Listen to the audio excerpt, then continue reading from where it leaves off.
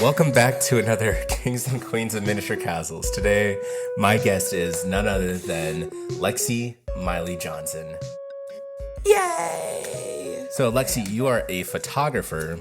You do wedding photography. You do other types of photography that I'm blanking on, but I'm sure you're able to do. Couples, families. Okay. But I do mainly focus on weddings. So. Okay. Awesome. Well, tell us a little bit about first yourself, and then we'll get started into kind of like the business. Yeah. So, gosh, this feels like I'm just going on this journey back to when I very first began. So I think I was in middle school, and I got my first camera. It was pink.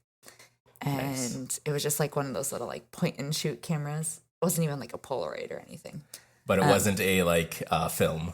No. Okay. No. Well, actually, funny you say that. Actually, I remember I was probably in elementary school, and my parents did have a film camera, and I remember wanting to use it and like take pictures, but like film was so expensive to get like printed and like get like the actual pictures.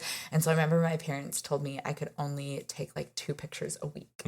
And so I do remember that, but that I wouldn't say was my first camera. Like that felt like my parents' camera. But mine was, yes, it was a pink point and shoot camera.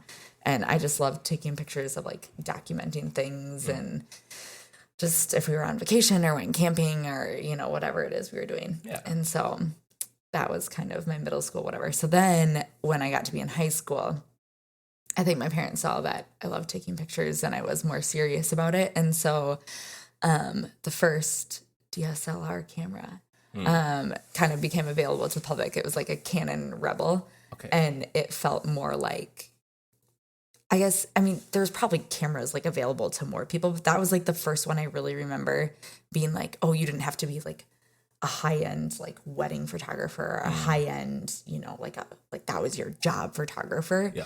And it was like available to everyone. And I remember, which is so crazy to think about, I think it was like $1,200 at the time. Okay. Which now if Back you go... in like 2001 when you were in middle school.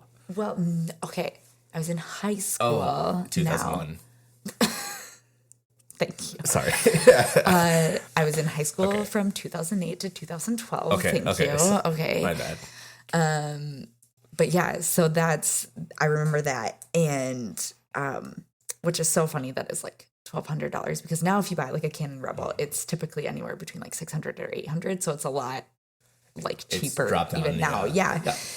But I remember my parents got it for me and then they got like a kit, like just like the kit to come with it. So it had 2 different lenses and I could change them out and stuff. But like, I just like taught myself everything I knew. And I was a yearbook editor. And so I remember that year, 2 big things. Okay. 1, that was the first year our yearbook had color pages.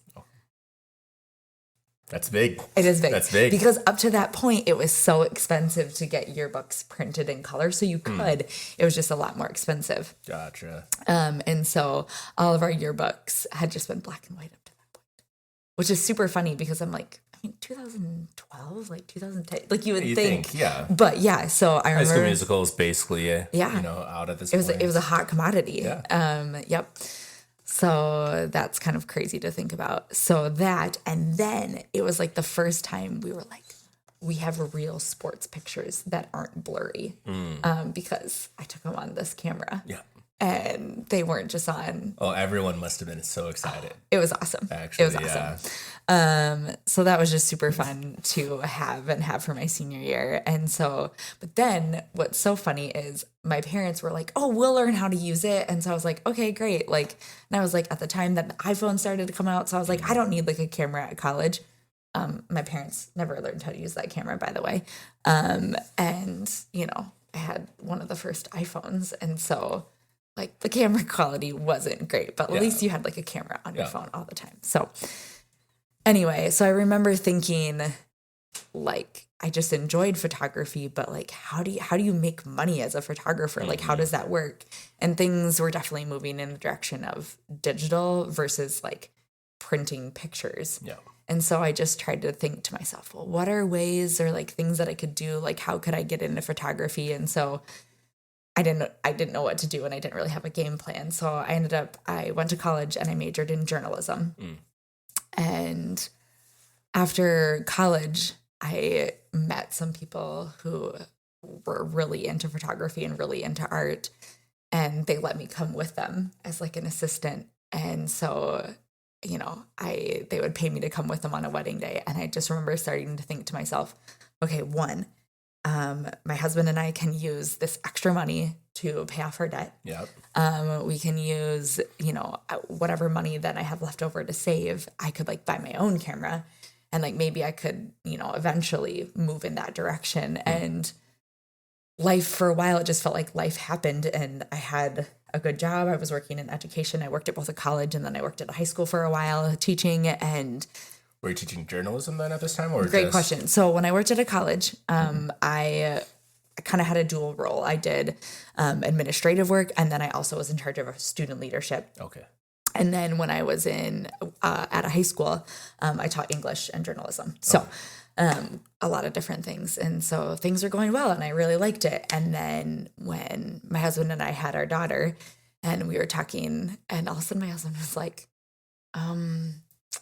this photography thing, he's like, you've really grown it over the past few years. And he goes, we've paid off our debt. Like you said that this is just your side gig, but I'm looking at the numbers and you're actually making more than the main business. Yes, than like my actual job. And he's like, that's the goal. Right. And so then he was like, well, what if, he's like, do you like want to do photography? Like, would you want to stay home with our child full time? Like, if you stayed home with her, he's like, you could actually take on more photography roles. We could find either a sitter or like, when you do photo shoots is typically when I'm off of work. So he's like, what if we did that? And so we just started like thinking about the numbers and started kind of preparing for that. And then especially when I went on maternity leave, I was like, I really like being home with her. Like, and I was like, and I didn't think that I would. I always thought I was the type of person who would like want to keep going like to work, and I needed more of that, like getting out, and like, just because I'm an extrovert. And so,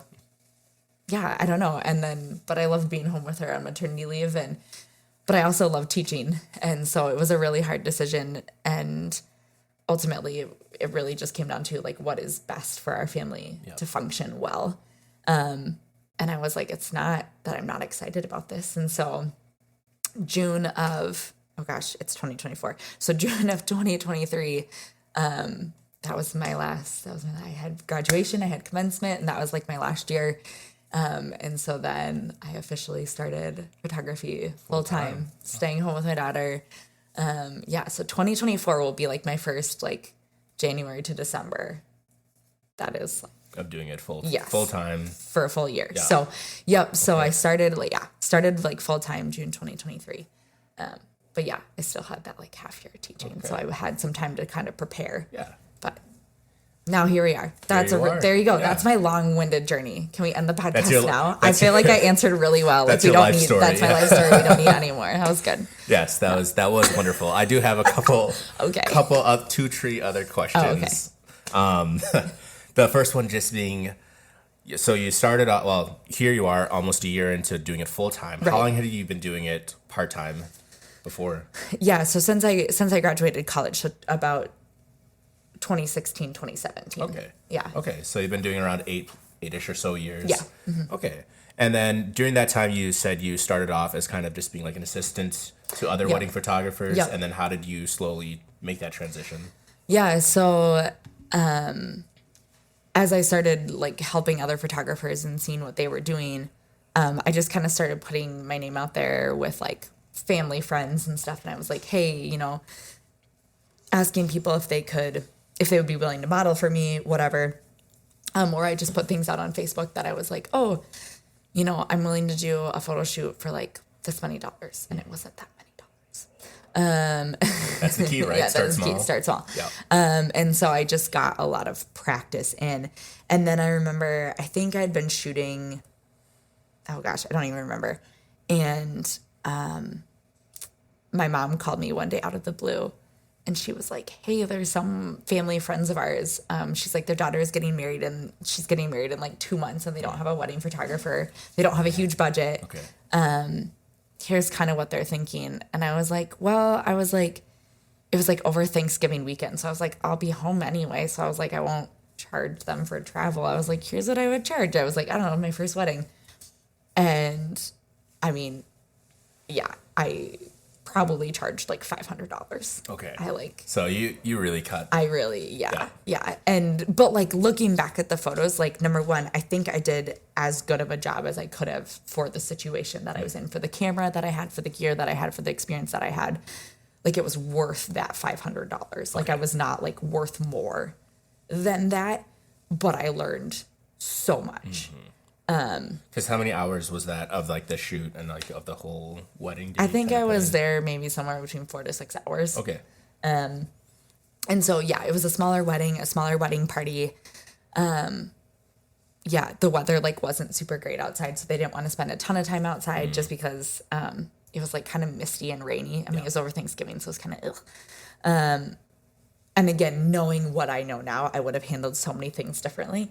But I also would have charged so much more. So it's like, but it was because half the time you're paying for knowledge, right? Right, exactly. So. And so so that's kind of what it came down to. And so so that was like my first wedding, and then I started to get a few more weddings under my belt, and then I think I remember charging like $1,000 for my wedding, and I was like, oh my gosh, like wow, this is awesome, right? And especially too in those first years, I was like, oh my gosh, like I can put if I charge $1,000 for a wedding, and this is how much I work, and this is how much I do, and what I've learned, I could put $500 towards our debt. I could put like $200 in my savings, and like $200 I can like get ready to like, spend on a nicer camera, or like spend on like new gear, or spend on like education. So like it was like starting to split some of those things up, and it was just seeing the ways that we could really make this work. Yeah. So yeah. That's awesome. And then now here you are, you have a couple of assistants yourself, right? Or people that you can contact. Yep. So kind of crazy. So I have 3 people, I would say, that basically, so there's me. I do any wedding I can. I really try as much as possible to not have somebody shoot a wedding for me. There's very rare circumstances that happens. But I do have 2 different people who I usually will ask, and if for some reason I can't shoot a wedding, if they would go shoot it for me, and then I will edit the photos. Okay. And then I have a 3rd person. She is still a high school student. She is my photo intern. She's the best. I absolutely love her. She also does a lot of other things for me. She babysits my child. Just your personal intern at this point. Pretty much. So in the winter, I coach basketball when it's slower photography season. And so she also manages the basketball team, and she does like so like amazing. Literally, she does like, she's invaluable to me at this point. I'm like, you can't leave. Like you can't graduate. Like I need you to stay here forever. But just turn into the bigger internship and might get paid. So anyway, I'm just like, you can't leave me. Yeah. Oh, that's great to have those kinds of assistants that are so invaluable. Right. You're talking about sometimes where you'll take the photo and someone else will take the photo and you'll do the editing. Yeah. So would you say those are the two of the bigger elements of like wedding photography is like the actual taking of the photo and then the editing? Yeah. I mean, and again, like you said, you're paying for experience, right? And so like, I think a huge part of it is like a lot of people will look and be like, I don't want to spend this much money for 8 hours of photography. Yep. And I'm like, but you're not spending that much on 8 hours of photography. Like, I mean, if you think about it, okay. Break it down for us. Okay. So like how much time I spend like emailing back and forth with clients, like before they even book with me. I try and have like some sort of phone call with them. So that it's usually like an hour or so. I'm writing up contracts for them to sign. All of my wedding packages include a complimentary engagement session. And I do that because like, I want to meet you before your wedding day. Like, I want to, see what flows really well for you. What, if you feel like you're awkward in front of photos, well, let's work that out. Like, let's just have some fun together before your wedding day. So I'm not meeting you on the biggest day of your life. And you're like, I'm so awkward. Yeah, and I'm like, okay, let me like work, like, let's figure these things out. Like, let's meet, let's become friends. I do a lot of different like marketing things. So I've been moving in the direction of that. So it's taken a little bit of a process, but like when, for example, when you just got here, I was looking up different marketing options, and I'm working on, as clients start to book me, putting together gift boxes for them. And so like as soon as they get a contract and a deposit put down, I'm going to send them like a gift box, and like it's going to include like different branding things for my business, but also like I've been featured in a magazine, Minnesota Bride. And so I'll send them a copy of that, so that way they can see me, but also so that they can see like, oh, here's some planning tips, here's some ideas, like here's some inspo, like whatever. And then just some like little gifts, because wedding planning can be kind of stressful and it's expensive and there's a lot happening. So, so that's all just before the wedding. Okay. Oh, and I help you with your timeline. Like I help you schedule like, oh, you have a lot of family photos. Great. Let's talk about how much time that's going to take. Let's talk about, your bridal party photos. Let's talk about you're getting married at a golf course and you don't love the venue. So then we need to go to a park for a few minutes. So like, let's figure out like the timeline and how long that will take to travel to the park, be there, take the photos, travel back. Like people don't always think about these things, but I'm there to help with that. Yeah. Then we have your actual wedding day. Okay. And so I'm there for however long you hire me for. And then those ranges vary from what? So I try not, unless it's some sort of like elopement where it's just like the two of you and immediate family, I don't want to do less than 8 hours. Okay. And one of the things I've just realized is that when people want to have 6 hours on a wedding day, like, and they want to do a full wedding, there's just things that get missed. And it's nobody's fault. It's just like the wedding day is moving so fast and everybody is way more like stressed, or there's just a lot more tension. Yeah. And I don't want that for you. And so if we have 8 hours, I would rather have like a little bit of downtime and for you to be like, oh, guess what? I realized I forgot to eat lunch today. So like maybe I should drink a bottle of water and like eat something before I go, walk down the aisle. And that way I don't faint, right? And so like I would rather have more of that leeway time. And then also too, I always think about that if you have less than that, what I don't want to have happen is for you to get gypped out of having photos of like the couple. And sometimes I think that can happen is that people get so worried about getting all the bridesmaid photos, all the family photos. And I'm like, but wait a sec. The most important thing about this day is the two of you. And I don't want you guys to be ripped off and, feel like, oh, I wish I had more photos of, me and my fiance. Yeah. And we get done with the wedding day and the most photos we have is of me and my bridesmaids, Yeah. So I usually tell people 8 to 10 hours will be sufficient. Okay. That helps keeps the wedding photography, or like in perspective, the whole wedding in perspective then, if you do it that way. I think so. And I think that, it gives you a little bit more leeway time. Make sure we have plenty of time for you and your significant other.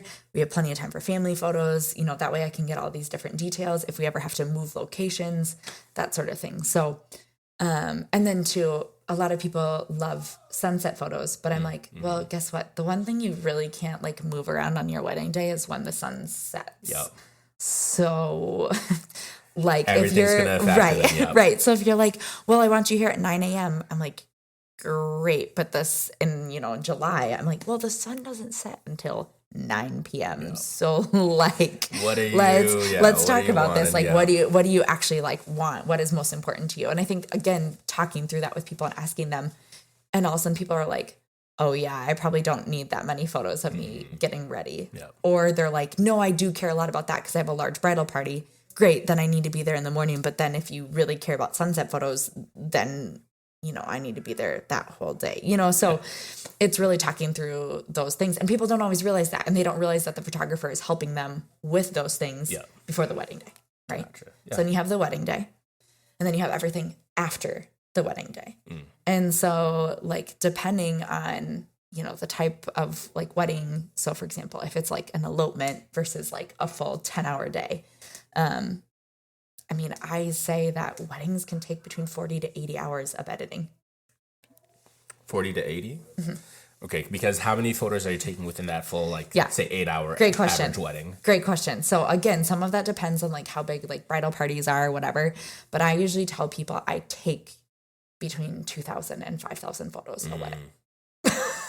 So then you're having to, so then the editing process is then just selecting all the photos that you're going to keep. Yep. And then doing all the actual physical editing of those photos. And then do you at some point then like kind of send some of those over to the wedding part or to the couple? Yeah, for good them question. To peruse through and then keep editing or? Yes, good question. So yes, sneak peeks. And it's funny about this. I actually put a poll on my Instagram because I was really curious what couples and people would say about this. So sneak peeks, I usually try and send within like a week or so. And I always say within a week because like sometimes, again, right now, depending on life, like I might be able to get home and get a bunch of photos edited and like send them out the next day. Mm-hmm. I also might have a child that's up half the night. And so I'm like, okay, wow, I did not get any sleep now that I've gotten home from this long day. So I might need a few extra days to like edit some photos. So that's usually what I tell people is within a week, you'll get a sneak peek. And I try and make sure to post some on social media. And then, I go back and like edit all of the photos and so, but it's just a long process of picking out photos too. And like, I'm my biggest critic. So like, there'll be times when I like take a photo and I'm like, do I love it? Do I hate it? No, I love it. And then I'll like edit it.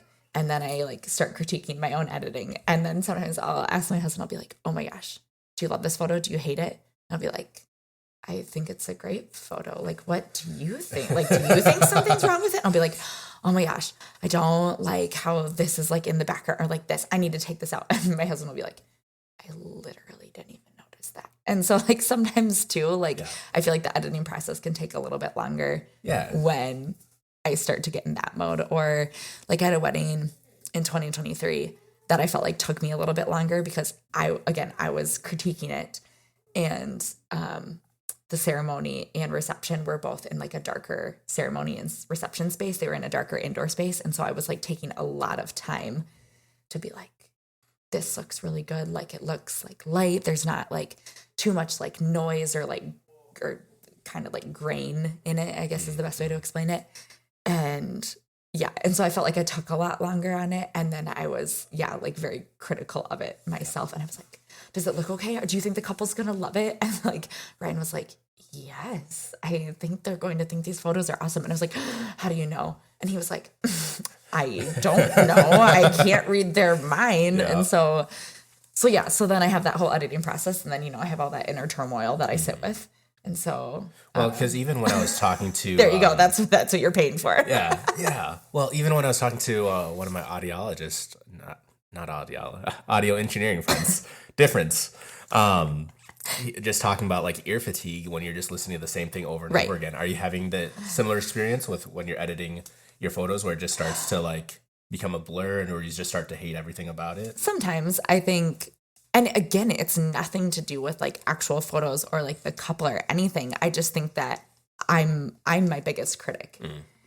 And I think especially too, when I spend so much time on these photos, I want people to love them as much as I love them. Gotcha. And so like, that's even another thing too. Like I try not to take it personally, but it's hard not to when it's like, photos are your art and the editing is your art. And like, you've spent so much time doing this. And so like, one of the things I've had to remind myself is just because a client doesn't text me back immediately or like, like write a Google review immediately or like all of these things, like that doesn't mean that they're not thinking about their photos or they're not viewing them or they don't love them.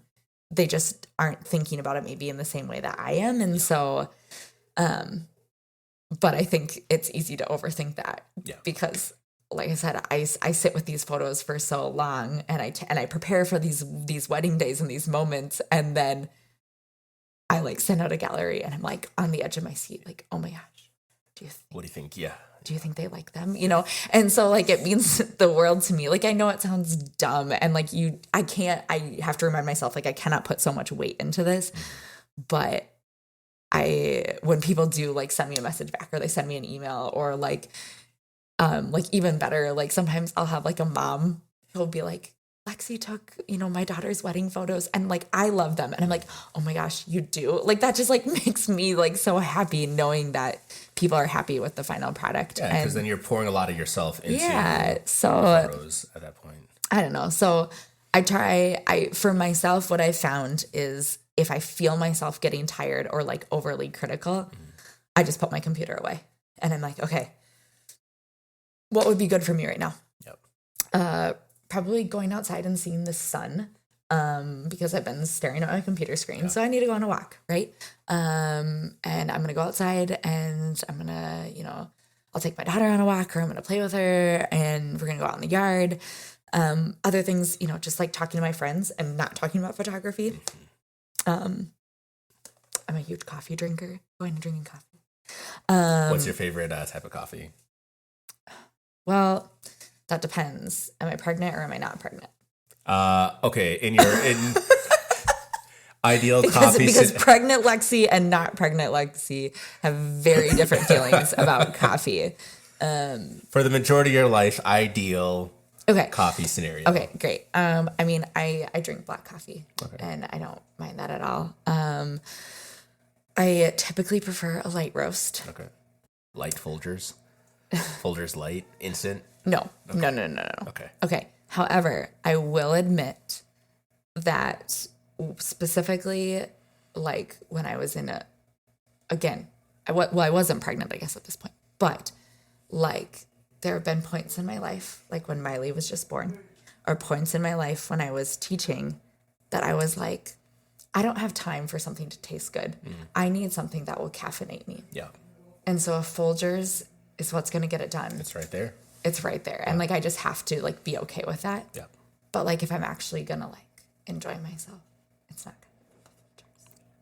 You know what I mean? So like, I like it. Like at some point when you're drinking 5 cups of coffee a day, like one of them might be Folgers. Yeah. I respect it. So anyway, and I don't mind creamer, but I'm not like half of it's creamer, half of it's coffee. And actually when I'm pregnant, I don't even really like creamer. Ew. But up until a certain point, usually in pregnancy, I don't even like the smell of coffee. So, which is really sad. Note for me, don't get pregnant. Yeah. That's my takeaway. There you go. That's a takeaway. So there you go. Yeah. Anyways, I lost my train of thought. We were discussing just the timeline and just timeline, 40 to 80 hours. Yes, what people are paying for. Yeah. And how I need to take a break sometimes. Yeah. Yes. Oh, good. We're back on track. We're back. Okay. All right. Next question. Well, if you don't have any more to add to that, so you're talking about with your editing, and that makes me think of what are the tools that you're using for both day of and then after for photography in general? Yeah. So, okay, let me just walk you through. I packed my bag, right? I'm getting ready to go on a wedding day. Yeah. Packing my bag. Everyday carry. Yeah. Okay. Well, for starters, I need a new camera bag. Mine is ripping. I've had mine for years. I'm very sad about it, but it's fine. So I've been doing a lot of research, but I haven't pulled the trigger on any camera bags yet. So I have my camera bag, and I have my 2 camera bodies that I bring with. I have a Canon 5D Mark IV for both of them. I like to have the same camera for like the one that I'm using, and then like my backup, just because then they have like the same coloring, so it's easier to edit. And why do you have a backup?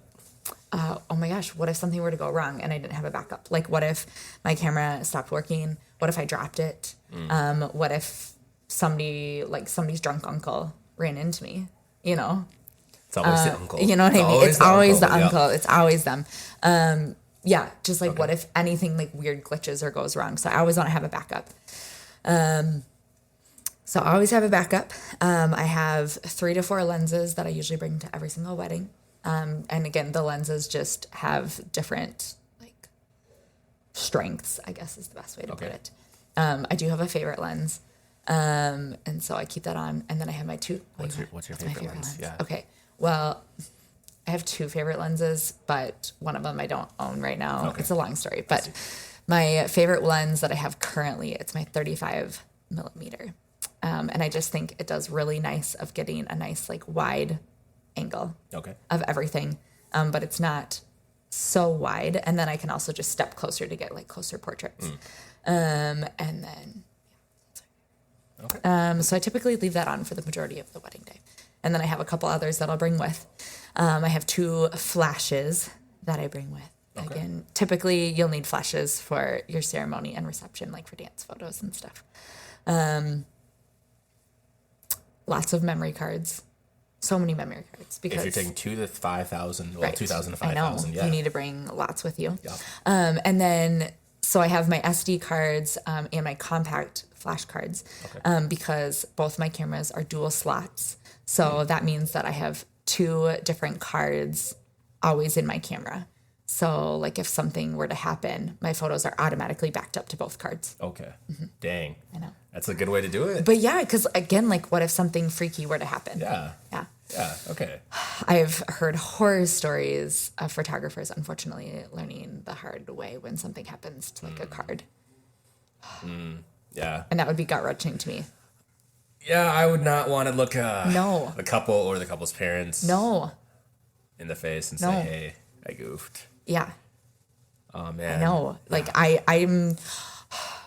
So you have all the different backups and backups for your backups. Yep. And then I have batteries, lots of charged batteries. Let me walk through. When I don't have my bag in front of me and I don't have my list in front of me, now I'm like... What do you even do? Yeah. I know. What do I do? Yeah. I have this nifty little tool. I don't actually, now that I think about it, I don't actually know what it's called off the top of my head, but I bought it for $13 on Amazon, and it's one of my favorite things I've ever purchased. It goes on top of my camera, and it holds my phone, so my phone can take video while I'm taking photos. Yeah. So like that's how I do all of my content for Instagram and TikTok. Gotcha, because then you can inverse it, right? What do you mean? Like, or whatever, to do like selfies. Oh yeah, I could do selfies, but like video for yourself. Right. Yeah. I usually just hand selfie it when I'm doing videos for myself. I see. But the reason I have the camera is so, for example, like you and your fiance, Jackie, all right, say, oh no, am I not supposed to say? Oh, no. Am I not supposed to tell the world that you're engaged? Oh, boy. Oh, no. Oh, no. I just brought that up. Sorry, world. I just announced it to all of your fans. Yeah, they didn't know. Now they do. Engaged. Yeah. Now they do. What? So fun. Okay, so say, for example, I'm taking pictures of you and Jackie, right? And I can stick my phone on it. So, like, when I'm taking pictures of you guys, like, frolicking through a meadow together. Yes, I know, of course. Yeah. So I'm taking pictures of you frolicking through the meadow. I can also take a video of you guys frolicking through the meadow. And then I can, like, post it on TikTok and be like, point of view, you're on an adventure with your favorite person in the world and someone's taking photos of you, right? And then I can post it on TikTok. Gotcha. Yeah. So then I have the video and the photo. Gotcha. So anyway, so I don't even know what this tool is called, but it was $13 on Amazon. Best thing I ever purchased. I thought you were going to say it was $13 on Wish, and it was going to be like one of those random things where you're like, come on, work, please. So I wish it works. Yeah. No. Okay. This is my Amazon purchase. Right, so I love that. And then, I have to bring my water bottle because I get thirsty on a wedding day. Makes sense. And then I usually bring a coffee and a bubbler. And I'm trying to think through. Like I said, I don't have my list in front of me. I don't have my camera bag in front of me. Now I'm panicking. But those are the general things that you bring. Yeah. And then maybe a couple stands.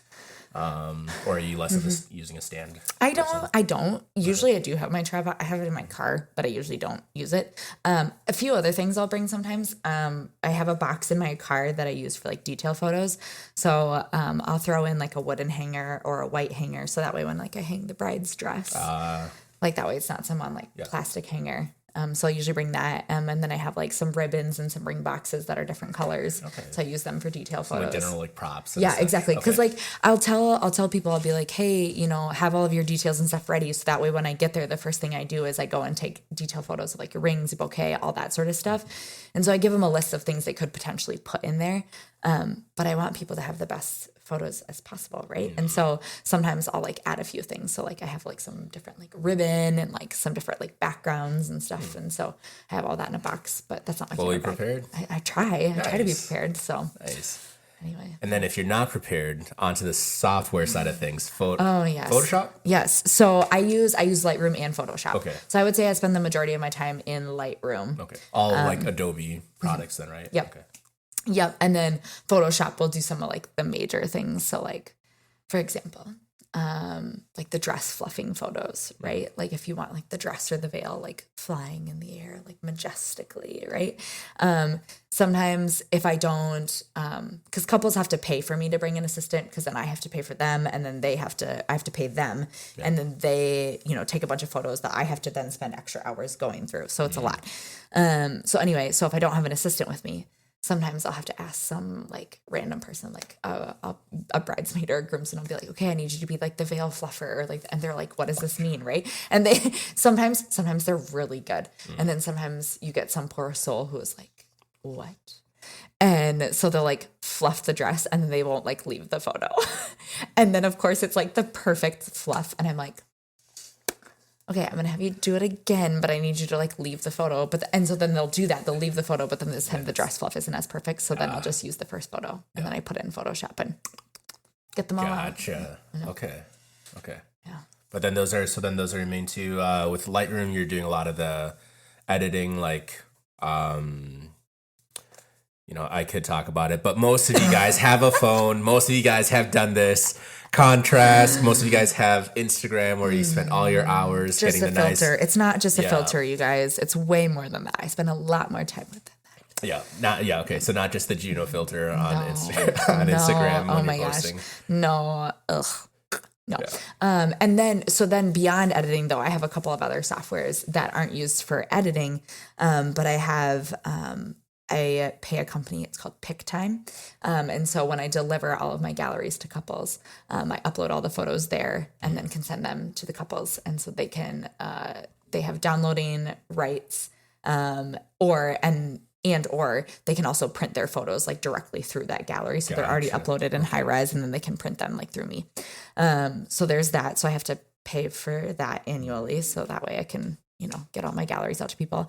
And then, I have a CRM, which is just a tool that I use for like more of like my bookkeeping and like management like purposes for like calendars and all sorts of stuff. And I will say this as well, like it is a lifesaver for me. And I also know that I'm not using all of the tools that this whole ordeal offers that I could be. So that's one of my goals every winter is that I try and learn something new about how to best organize my time. Out of it, utilizing that tool. Yep. Okay. Yep. So that's my goal every winter is to like learn a new thing about that, because sometimes technology and like the math and the accounting and like the organizing, like that's like just like a whole other deal, like other than taking photos, and it takes time. Yeah.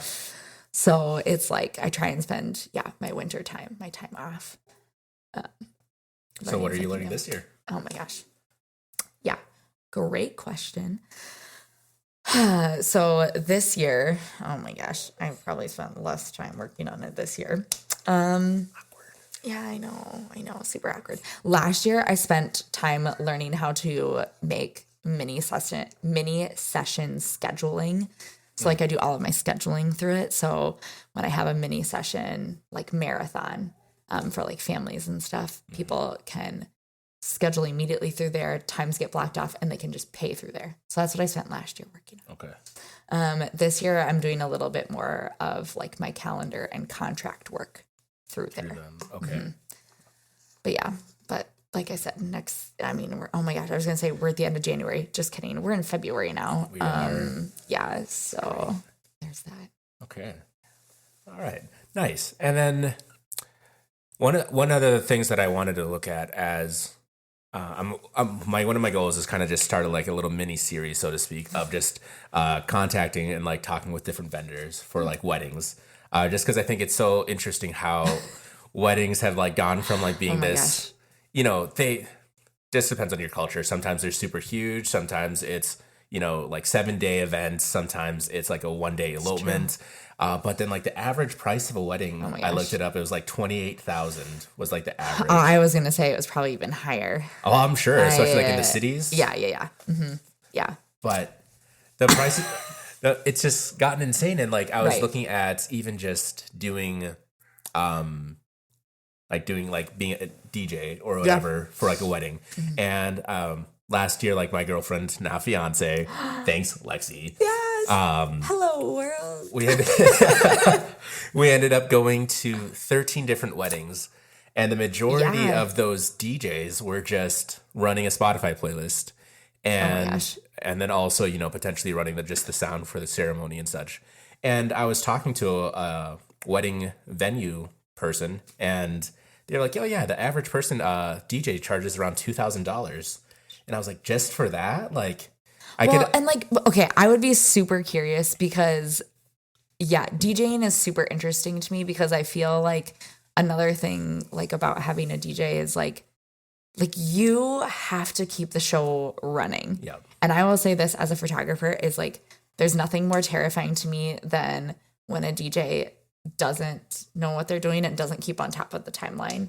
And then also, again, terrifying as a photographer is when a couple tells you, oh my gosh, we love dancing. We're so excited to have all these great dance photos. And then the DJ is like, I don't even know, like not playing songs that keep people on the dance floor, like not mixing songs well. So it's funny you say that about like the Spotify thing, because I'm always like, yeah. But when they're good at their job, yes, and then they keep the night going and they're great MC, they're keeping it lively, then I can understand it. For sure. But if it's not like, if it's just Spotify and then like maybe like a couple like disco balls, you know, shining some like fake lights around, that's when I start like asking questions. Right. But again, it goes back to too, like sometimes I think like I'm always curious. And so I try not to be super judgmental because like I think back to, again, like my first wedding, right? I charged $500. I was worth $500 at that time. Like now, knowing what I know now, knowing how I edit now, knowing how much time I spent on photos, like, and how much time I spend with you before your wedding, on your wedding day, and then after, like looking at your photos, like I try and like again, you don't want to be like, I don't like greedy isn't the right word, but like I'm worth it. Like I promise you I am worth this amount, because it's not just the 8 hours on your wedding day. It's all of these other things. And so I think that's like the big thing, again, even with like DJing, is like, you know, if they're just starting out and they're, you know, a Spotify playlist, like great, like they're learning, like they're figuring these things out. So hopefully the couple isn't spending $3,000 on this DJ. Hopefully not, yeah. But like, again, like trying not to judge and be like, okay, where are people like willing to spend their money? And I don't know. Yeah. Anyway, there you go. That's, I mean, that's what we're going to find out. It's true. Is what does that look like? But thank you, Lexi, for kind of just helping us to look at the photography side of things, which is one of the, I think, three biggest. I think it's like venue, catering, and photography are like some of the three biggest things that you can spend in your wedding. I would agree. And yeah, this kind of just helps break down the reasons behind the cost, breaks down a little bit more of just like learning more about photography in general. And just thank you so much for being willing to do this. Yeah, absolutely. Thanks for having me. Of course. And then actually, final question before we're done. We're almost done. One more. What is something that you have been reading, or like a piece of media, whether it's like a podcast, TV show, book, that you've been consuming recently that has caused you to kind of take a step back? Yeah. So I'm in the process of reading this book again. I read it for the first time last year, I believe. But it's John Acuff's book, Soundtracks. Okay. And it just talks about the things that we like tell ourselves, and the things that kind of get stuck in our head, and like what soundtracks are we playing in our head. And I just felt, as I was transitioning out of like a career job that I was getting paid a salary for, and I was moving into this creative aspect, like what are the things that I'm telling myself? And are they good and are they bad? And what are some of like the new soundtracks that I need to start listening to? And how can I not be so critical of myself or my photos or whatever? And so I read that book last year, and so I'm in the process of reading it again. And yeah, just going through this idea of sometimes, and I already know this about myself, is that we are our own worst critic. And so how can I kind of flush some of those like old voices and things where people are like, oh, are you good enough? Are you sure you can do this? Are you sure you can be full time? Like, are you sure, you know, whatever. Or even, I'm sure, just recognizing that you're looping exactly. all these thoughts to yes. yourself. Or like, you start to think these things about yourself, or like, you know, and again, I think social media plays like it's a great thing, but it plays like a terrible role in it sometimes, because all of a sudden I'm like, oh my gosh, I did not get as many likes or as many views as like this person. And you start to overthink some of those things. And I'm like, no. Like, I'm still doing like good things, and there's still space for me in this community, and I can still be creative. And like, there are so many good things that I'm doing or that I'm offering that nobody else is. And so making those the new soundtracks that I'm listening to. Yeah. So there you go. Awesome. Thank you very much, Lexi. Yeah. Glad we were able to have you as one of our few queens that we've had so far on the show. Yay! I love that. All right. Well, thanks again, and we'll see you guys next time. Stay frosty.